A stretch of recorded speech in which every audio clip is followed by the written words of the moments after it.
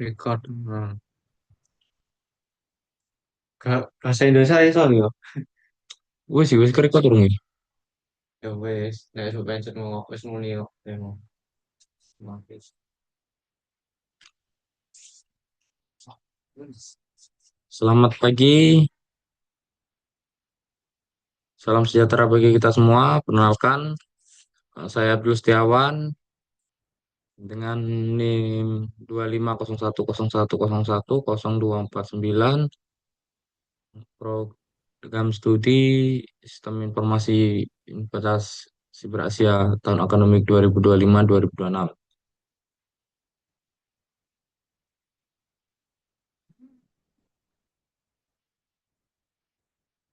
Nah, di sini saya akan menerangkan hasil dari proposal saya kemarin. Di sini saya akan presentasikan melalui PPT saya yang sederhana ini. Di sini saya membawakan judul peran pelanggan tetap dalam sistem komersil, sebuah proposal optimasi sebuah bisnis retail yang berbasis digital untuk menempatkan retensi dan stabilitas pendapatan jangka panjang. Nah, di sini saya akan memulai dari pendahuluannya, yaitu memahami mengapa customer base atau biasa kita sebut pelanggan tetap itu bukan hanya sekedar pembeli barang ya, melainkan pilar penting untuk menjamin keberlangsungan ekosistem komersial ya. Jadi sebagai masuk utama yang dilatar belakangi pelanggan tetap karena memegang peran vital di mana dalam perniagaan di berbagai sektor industri, mereka bukan hanya sebagai pembeli yang pasif, melainkan bagian intern dari ekosistem yang menjamin pertumbuhan yang stabil, membangun loyalitas, menemukan konsekuensi yang berkelanjutan, memahami atas harga kompetitor, dan menjamin komitmen, menjalin pelayanan setiap transaksi itu dengan baik ya. Terus ekonomi loyalitas, kita akan bahas di sini aspek hukum Pareto 80-20, di mana dalam analisis komersil disimpulkan bahwa sekitar 80% dari total pendapatan perusahaan sumber langsung didapat 20% dari pelanggan yang loyal.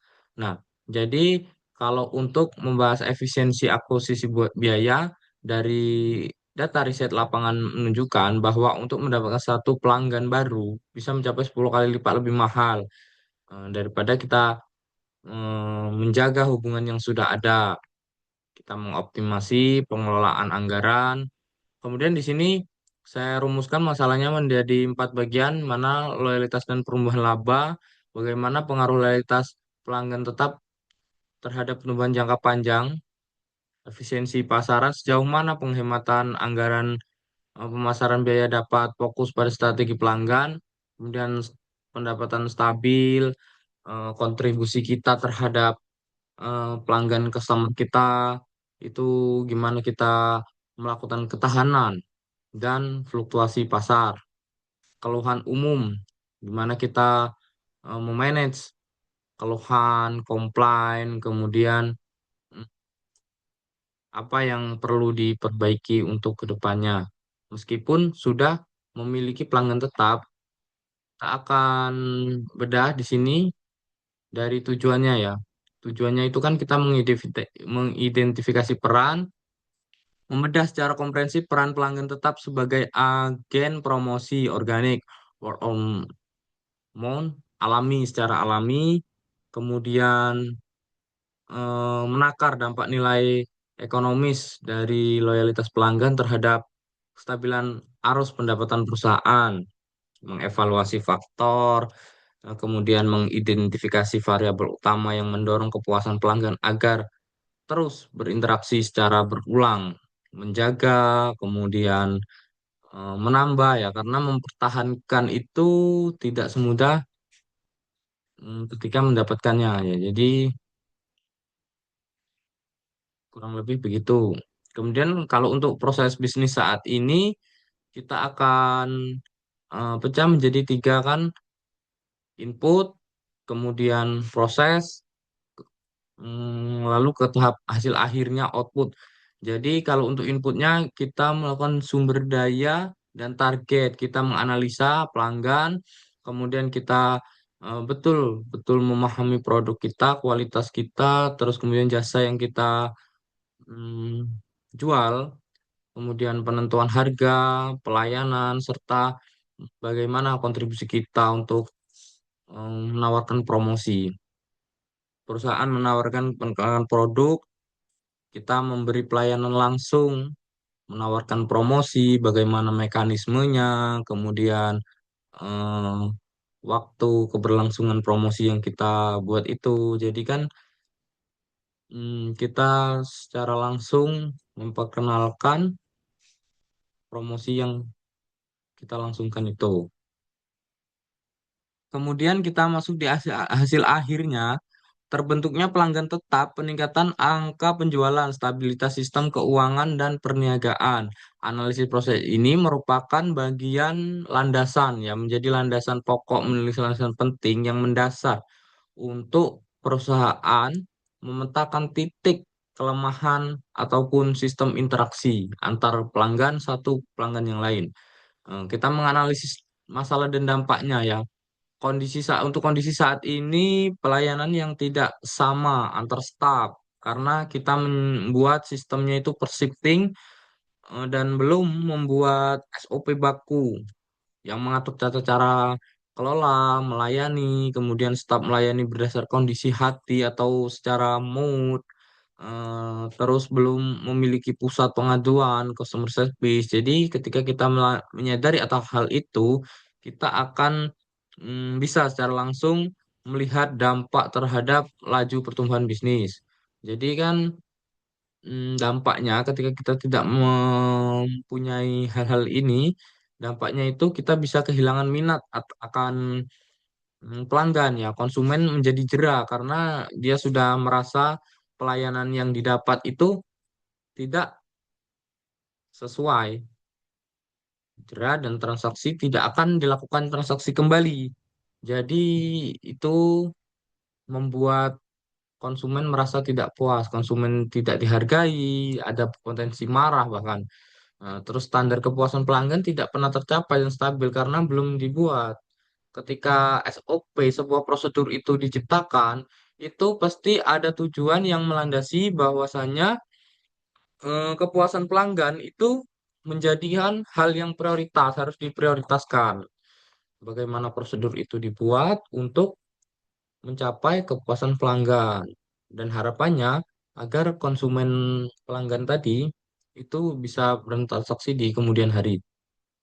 Kemudian sistem regulasi baru ini saya gambarkan pendaftaran data, terus verifikasi otomatis, edit dan depth loyal, studi kasusnya. Karena studi kasus retail itu kan kita yang terpenting menjual jasa ataupun pelayanan. Jadi kan secara tidak langsung banyak kompetitor komputer yang menjual produk yang sama, terus kemudian bahkan ada kompetitor yang menjual di harga yang lebih murah bahkan. Jadi secara nilai tambah kita harus mempunyai pelayanan yang bagus gitu.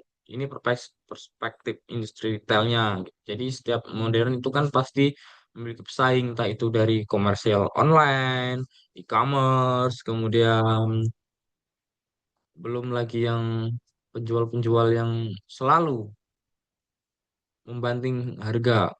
Tuh, benar. Jadi untuk kesimpulannya, well, ini konsumen tetap bukan sekedar pembeli barang, melainkan pelanggan loyal yang memberikan kontribusi mutlak bagi stabilitas reputasi, komunitas penjualan, dan pertahanan ekosistem komersil. Jadi ketika kita mengevaluasi analisis proses bisnis, itu bisa dapat kita simpulkan yaitu secara ini, ya kan? Jadi untuk rekomendasi dan saran saya, yang pertama itu melakukan standarisasi pelayanan, menerapkan SOP layanan baku dan konsisten di setiap cabang. Ketika sudah mempunyai cabang, kalau misalkan belum, jadi konsisten di satu cabang terlebih dahulu. Kemudian yang nomor dua, digitalisasi terintegrasi. Yang ketiganya program loyalitas antar tip menyediakan penawaran khusus dan pengumpulan poin prioritas layanan. Dan keempatnya proteksi keamanan data. Bagaimana kita sebagai pelaku komersil itu bisa mengamankan dan menjaga kerahasiaan data member kita ataupun customer base kita demi menjaga kredibilitas dan kepercayaannya gitu. Jadi nanti kalau misalkan ada yang mau ditanyakan mengenai bagaimana strategi untuk mendapatkan pelanggan tetap atau disebut customer base, nanti bisa Bapak Ibu tanyakan melalui ini sesi tanya jawab di sini. Saya akan menjawab dengan sepengetahuan saya. Apabila ini saya akan gali lebih dalam lagi di modul-modul pembelajaran analisis proses bisnis sebelumnya. Jadi itu saja presentasi dari saya. Apabila ada kurang lebihnya atau salah kata, susunan ini saya yang kurang lebih, jadi saya mohon maaf.